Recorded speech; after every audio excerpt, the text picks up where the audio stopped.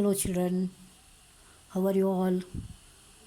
So we are continue with the lesson Dr. B.R. Ambedkar. I hope all of you have kept it open your textbook, page number 70.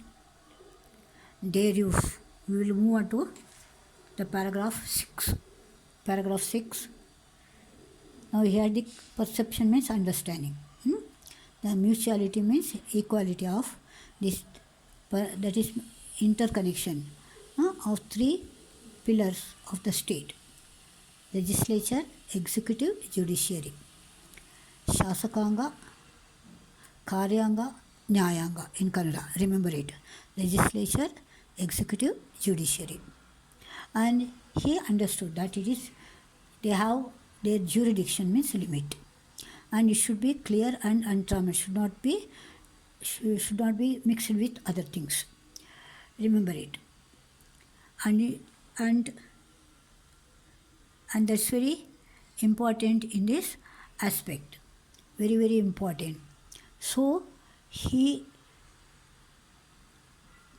did not forget the role of the citizens. That is why he thought of these pillars of the state. So he made an observation. What is that? He called the Constitution is a fundamental document. Underline.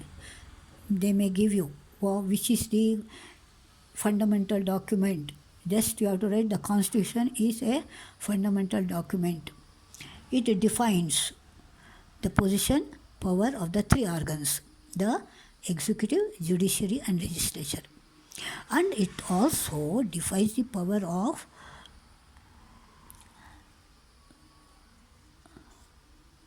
the executives, the powers of legislature as against the citizens. So what are the powers they have got regarding against the citizens? As we have done in our in the fundamental rights, he has given all these points that you have to refer. And he says the purpose of a constitution is not merely to create the organs of the state. That means this is making of these rights, just not the mere creation of it, but limit their authority. They should be limited. They should not be over. You should not poke their nose in all the other subjects. They have got the limit. Executive also has a limit. Judiciary also has a limit. And legislature also has the limit. So he says to limit the authority. So if no limitation was imposed, what would happen? Authority of the organs, there will be complete tyranny and complete oppression. That means there will be cruelty and the people will be snubbed, oppression. So he defined all these things in order to have the fundamental document helping the people of or the citizens of India. Okay, remember all these points and then look here now. Because of all his capability, then the Prime Minister was Jawaharlal Nehru. He chose him the first Law Minister of Independent India. Underline. Who was the first? Just simple question, no? Who was the first Law Minister of Independent India? Then you have to say Dr. Ambedkar. Who selected him or elected or chose him? Then you have to say Jawaharlal Nehru. Why did he select him? These are the points important. One is recognition of his skill in the field of law and legislation. Point number one. And a tribute to his vision to social justice. 2. And third, a vision to the sought to be infused in the Indian polity, that is Indian law. He incorporated, that means he included, infused means included in Indian policy.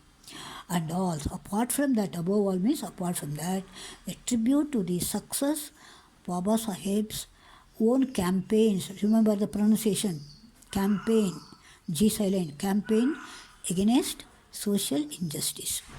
These are the 4 points you have to write. Why was he selected or chosen as the law minister? And then, who could not have dreamt that one born to a Mahar family, that is very, very downtrodden family, would one day become not only a law minister but also a lawmaker. So he is called modern Manu. Manu. Modern Manu. He is called modern. Suppose they ask you who is called modern Manu, then you have to remember Jawaharlal. Dr. Ambedkar. Okay, children. Then I will meet you in the next class. Remember to go on read all these points so that you can never forget them. Okay, see you.